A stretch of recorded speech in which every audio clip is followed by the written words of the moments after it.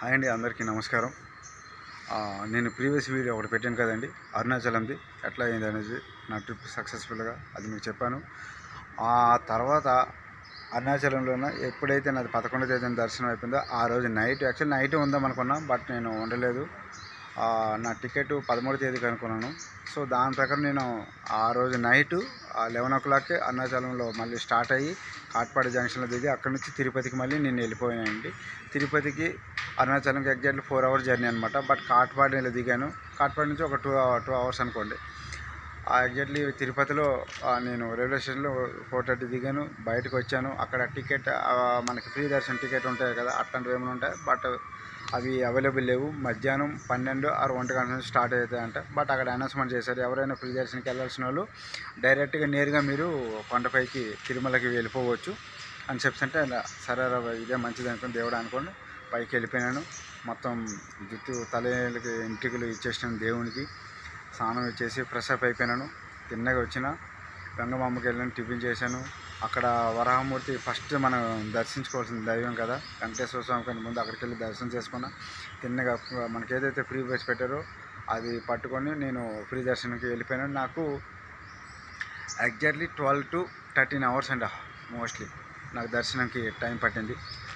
కానీ అక్కడ జనాలు అయితే పబ్లిక్ అంతగా లేరు, ఓకే, బట్ దర్శనాలు బాగానే అయిపోతాయి. కానీ వీళ్ళు ఎందుకు ఆపేసారు తెలియదు. నాకు ఒక రూమ్ షెల్టర్లోకి పంపించారు. మొత్తం వాకింగ్ అంతా అయిపోయినాక అక్కడ దాదాపు నాకు 5 to 7 hours ఆపేశారండి అక్కడండి. బట్ భోజనాలు కానీ ఎటువంటి డోకా చాలా అంటే చాలా బాగుంది. ఇప్పుడు ఉన్న ప్రభుత్వం బాగా టేక్ కేర్ చేసుకుంటున్నారు. పాలు కానీ లేదా భోజనం కానీ అన్నీ సప్లై మంచిగా ఉంది. తర్వాత రూమ్స్ కానీ. ఇంకోటి ఏంటంటే ఇప్పుడు అక్కడున్న బస్సులు కూడా ఇంతకుముందు ఏంటంటే అన్నీ తిరిగి వచ్చాయన్నమాట. ఇప్పుడు అట్లా కాదు, బస్సులు కూడా తీసేశారు పాతవి, అన్నీ ఎలక్ట్రికల్ బస్సులే పెట్టారు.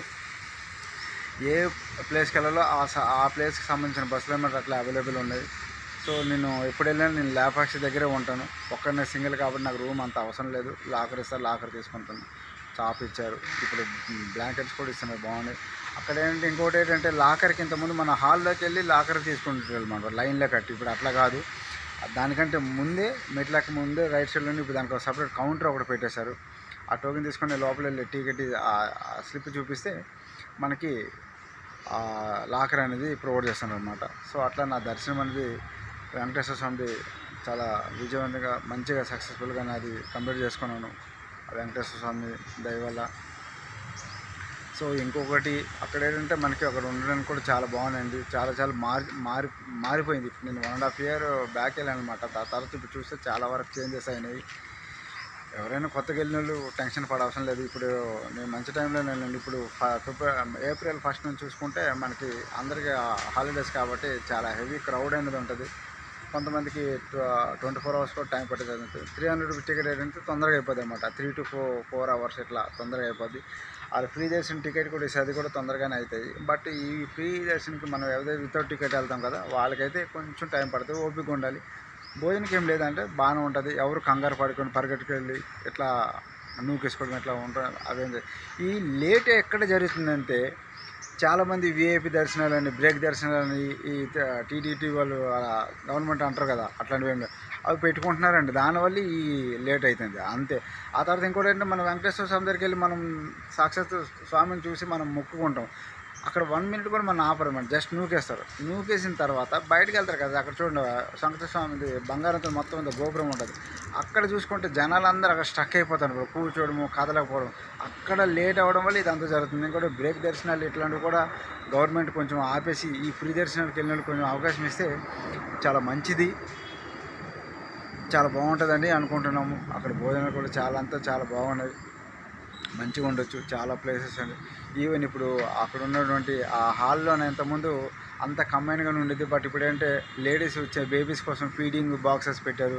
తర్వాత లేడీస్ బట్టలు మార్చుకోవడానికి ఇబ్బందిగా ఉండేది, వాళ్ళు కూడా డ్రెస్ చేంజింగ్ బాక్సెస్ అనేవి పెట్టారు. తర్వాత ఇంతకుముందు బట్టలు ఆరేసుకోవడానికి తడివి చాలా ఇబ్బందిగా ఉండేది అనమాట. బట్ ఆ హాల్ పక్కనే ఒక స్పేస్ అనేది ఉంటాయి చాలా వరకు. అక్కడ మొత్తం స్టీల్ వాళ్ళు పెట్టి మొత్తం బట్టలు ఆరేసుకోవడానికి కూడా మంచిగా అరేంజ్మెంట్ చేశారండి. చాలా అంటే చాలా బాగుంది తిరుపతి. ఇప్పుడు సూపర్గా ఉంది. నాన్ ఏసీ అయితే మనకి ఒక పక్క 80 రూపాయల టికెట్, అప్ అండ్ డౌన్ అయితే 160 రూపీస్, ఏసీ అయితే 110, అప్ అండ్ డౌన్ అయితే 200 రూపీస్ ఉంటుంది. పిల్లలకి అయితే హాఫ్ టికెట్ ఉంటుంది. ఇదే నేను చెప్పాల్సిందని సార్. సక్సెస్ఫుల్గా నా తిరుపతి దైవం కూడా నేను దర్శనం కంప్లీట్ చేసుకున్నాను. మీరు కూడా వెళ్ళాలనుకున్న వారు వెళ్ళండి. వాళ్ళు వీరు వస్తారని కూడా ఎప్పుడు చూడొద్దు. మనకు అనిపించిందో వెళ్ళిపోవాలి. దేవుడు మనల్ని పిలిచేటప్పుడు వెళ్ళిపోవాలి మనశ్శాంతిగా. దేవుడికి దర్శనం చేసుకొని రావాలి. అవకాశం అనేది మనకు ఇస్తాడు, దాన్ని వినియోగించుకోవాలి. వెళ్ళకపోతే ఇక ఏదో ఒకటి అడ్డంకులు ప్రాబ్లమ్స్ ఉంటాయి. ఏది అనుకున్నా సరే మీరు గట్టిగా నమ్మకండి. బట్ దేవుని మొక్కినంత మాత్రం మనం అన్నీ అయిపోతుంటే కాదు. దానికి తగ్గట్టు మనం కష్టం కూడా ఉండాలి. మనం పని చేయాలి, కష్టపడాలి.